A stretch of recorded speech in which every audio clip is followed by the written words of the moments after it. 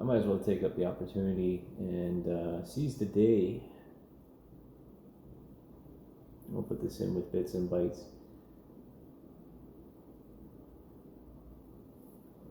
Things fall apart quite easily.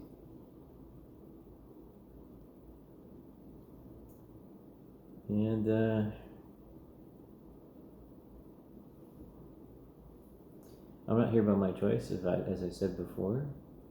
I wanted to make something like this my choice. But in order to be a leader in any kind of circumstance, even within your own family, you have to do things that are in conflict to other people's will. Because otherwise they won't break their own cycles. They won't. They'll just continue on with the same behaviors. And they won't appreciate it. They might put you in the psych ward because you have a Bruce Nuclear moment on the front lawn because, well, no one would believe you otherwise, and they would continue to dominate you. And then attempt to silence you, placate, and continue to treat you like a child. Because no matter what, you'll always be a child in their mind, and then it comes out in the body language. And creativity and being a creative person is very much like being a child.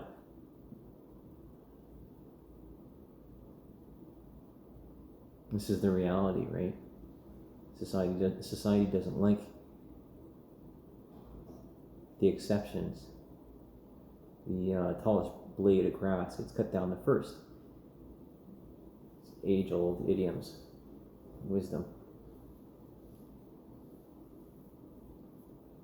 It's been quite stimulating today. You know, obviously, the lady across the hall has had more than a few breaks, and she starts yelling and screaming. I don't really know. I don't need to know. I got my own problems as to everybody else. The greatest insult is when your family doesn't want to see you succeed and they don't give you what you require when you ask for help, when you ask for it.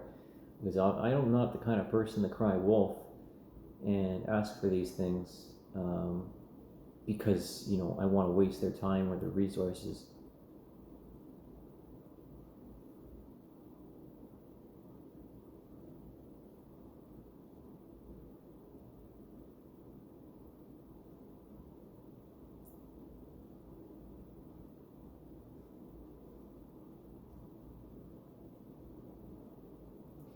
And if you want to talk about comedic moments, you know, I want to launch another project for art, which is, I've mentioned before, which is, well, I love women. There's one of the few women here. Pussy portraits, like the Australian fella with the ceramics and taking molds. And now, concerning that, I was a bit overwhelmed today. Because of the yelling and the screaming going on, showing art at the same time. And one of the women showed me a picture, an explicit one, of her own volition, and I appreciate that. But, you know, hyper-stimulated, I'm just not, and considering the setting, you know, a little bit too much too soon. But that's okay. That's her expression. She's comfortable with who she is. I appreciate that. Maybe another time in another place.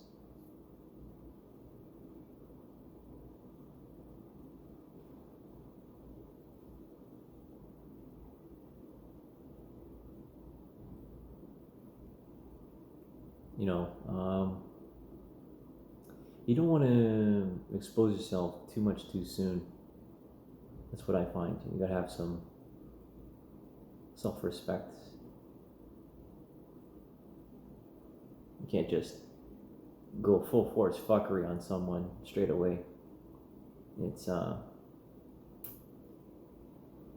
know, come on strong, right? And then disappear completely. It's not fair, is it?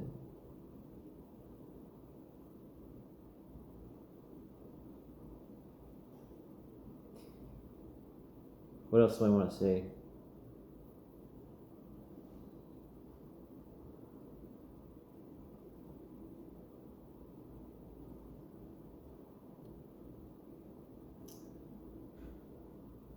I don't really have many regrets about standing up for myself or what I need in my life, or how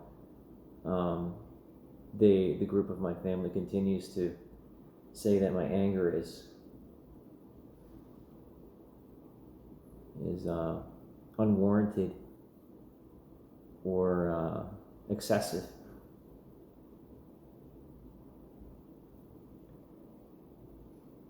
But if I don't defend myself, then this stuff continues to happen. And when you live with a bunch of anxious, avoidant introverts that don't communicate very well, and that don't want to treat you like an adult, and don't see you for who you are, instead they see you for who you were, and they don't want to pay attention to what you're creating at that very moment. And too stuck in their own patterns, inside their own blinders.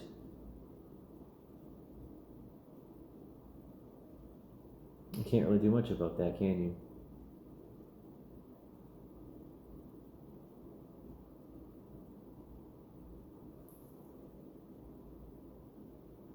Well, we'll see what happens on Tuesday. I wanted this to be my choice. I didn't want this to be by coercion, right? Because that actually came up in the fight, even after, just before the stupidity and the circular beating on the horse because of emotions and because of dominance hierarchies and insecurities that come out in volume and anger and resentment, because that's the reality of it. Oh, we helped you up to this point with these different things, but I've been experiencing malnourishment, and I know that. I feel better here, this being like very much like a vacation, considering all the stresses I've been through, like hitting the bear, having people take advantage of me, interpreting my kindness for weakness, and as a means to exploitation.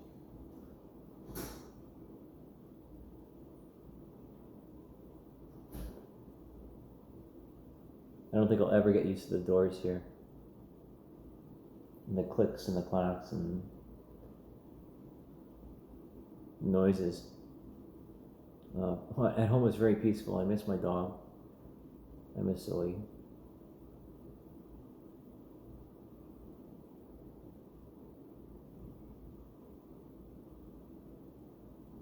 I miss my art supplies. I can't even have pencil crayons in here because I guess the grounds were that I was violent in order for me to put in here. But I obviously, you don't run from the cops. It makes things worse. And then I would be a hypocrite, having published the fitness manifesto. Now, I'm not doing very much today, physically, but I miss my kettlebells, I miss my chin-up bar, and I miss being able to run, actually, and just be in the forest, because that's where I'm happiest.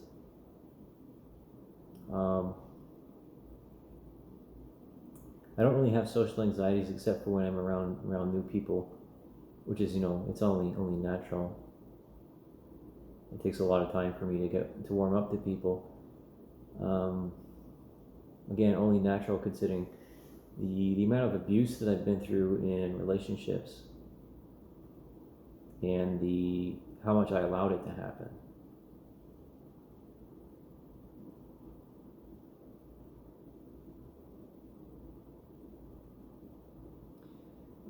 I hugged a woman today. She's next door. She's my neighbor. It's the first strange woman, as you would say, in a very long time, and someone that I don't immediately know at all. It's true what the Beatles song says, right? Love is all you need. That's all I'm really after. I want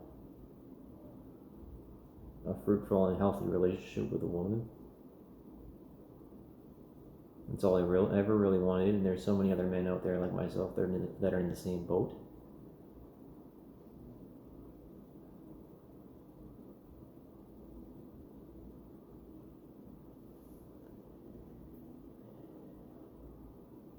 Being here, stresses me out at times. It does.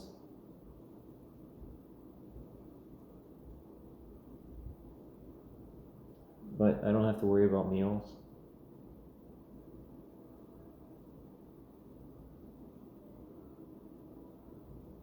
I don't have to worry about the anxiety associated with my father returns home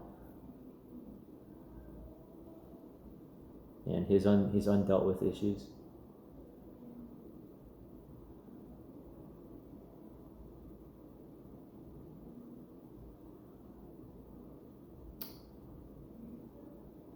Or the unwillingness of my family to deal with theirs and to address me as I am, which is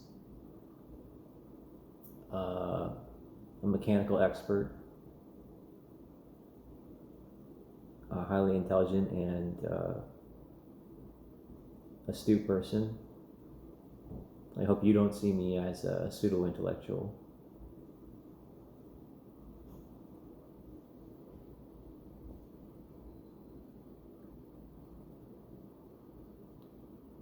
And one of the best artists that you'll ever know.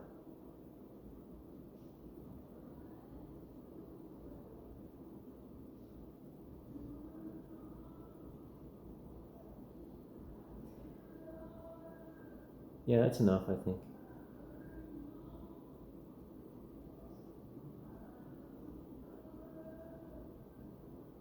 I'll call this one love. Because it's not crazy or stupid to love someone. Thanks for watching.